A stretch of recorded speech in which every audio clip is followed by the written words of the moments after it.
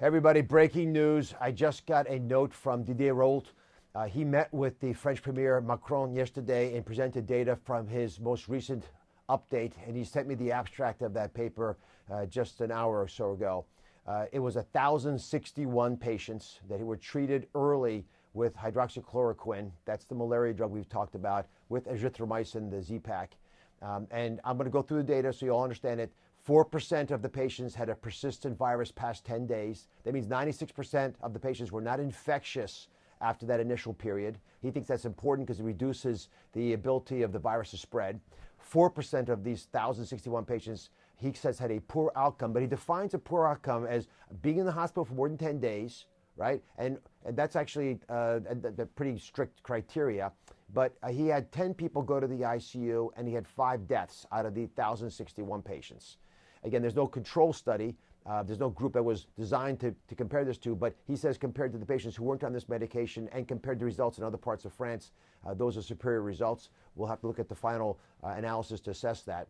92% of the patients, therefore, had excellent outcomes in his mind because they weren't in the hospital for more than 10 days and they didn't have a persistent virus for more than 10 days. Now, a couple observations that are important. First off, he found it to be very safe with low side effects. That reflects earlier information, but also, as he's argued and others have made the point as well, it's been used, these medications, in hundreds of millions of people, maybe billions of people without major concerns. So it reinforces that with appropriate doctor prescriptions, it should be safely administered. Secondly, he noticed that the amount of the hydroxychloroquine in your blood correlated with outcomes. And that's important because we hadn't thought about the fact that people might absorb it differently, and that's a critical issue.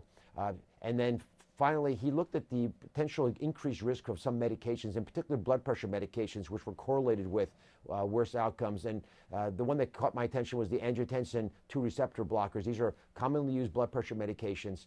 He's arguing that these are a problem because the group of patients who had those medications, 13% of them had persistent virus. That's 3 times more than the regular group, and 30% of them had a poor outcome, which is 7 or 8 times more than the average participant in the trial. I also want to point out that's the same receptor that the virus uses to get into our body, so there's a theoretical reason why there's a concern for that. It should prompt more investigation. There's a new NIH trial that's about to start, 500-patient trial. These are the kinds of endpoints that should be studying as well to give us more clarity on these insights. Again, more information to help educate doctors and make that doctor-patient discussion a bit more robust. I hope you found this helpful.